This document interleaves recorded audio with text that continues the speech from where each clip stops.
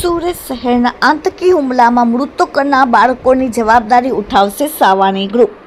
જમ્મુ કાશ્મીરના પહલગામમાં થયેલા આતંકવાદી હુમલામાં 26 નિર્દોષ પ્રવાસીઓએ જીવ ગુમાવ્યો અને 20થી વધુ લોકો ગંભીર રીતે ઘાયલ થયા।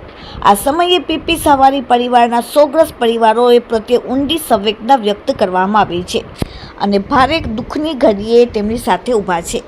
પીપી સવારી પરિવારના મહેશભાઈ સવારીએ આજે જાહેર કર્યું કે ઘરમાં મોભી ગુમાવી ચૂકેલા પરિવારની સાથે પીપી સવારી પરિવાર ખભેથી ખભા મિલાવીને ઊભા છે। પહલગામના આતંકવાદી હુમલામાં ભોગ બનેલા પરિવારના બાળકોના શિક્ષણની તમામ જવાબદારી ઉઠાવશે।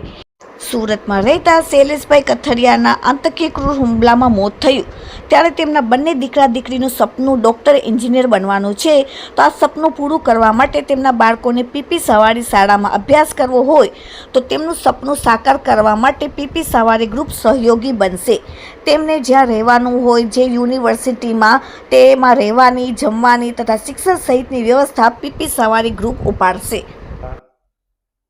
જમ્મુ કાશ્મીરમાં 28 લોકોને આતંકવાદીઓ દ્વારા મર્ડર કરવામાં આવ્યા અને એમાં અમારા સુરતના શૈલેષભાઈ કે જેમની સાથે અમારે 50 વર્ષથી પારિવારિક સંબંધ અને શૈલેષભાઈ પોતે પણ એક પીપી સવાણીના વિદ્યાર્થી।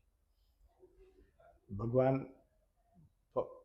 જે કંઈ પણ જે શહીદ થયેલા છે તેમને બધાને, એમના પરિવારને તેમને હિંમત કરવાની શક્તિ આપે।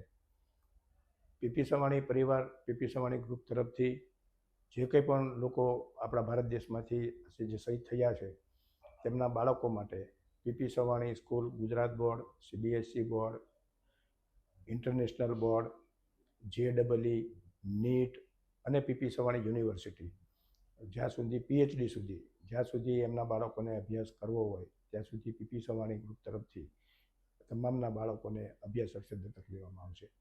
બાળકોને રહેવા માટે હોસ્ટેલ, જમવાનું, ફીસ, આ તમામ પ્રકારની સહાય જે એક બાળકને મળવી જોઈએ એમ એક વાલી તરીકે પીપી સવાણી ગ્રુપ આ તમામ બાળકોના વાલી તરીકે જવાબદારી છે।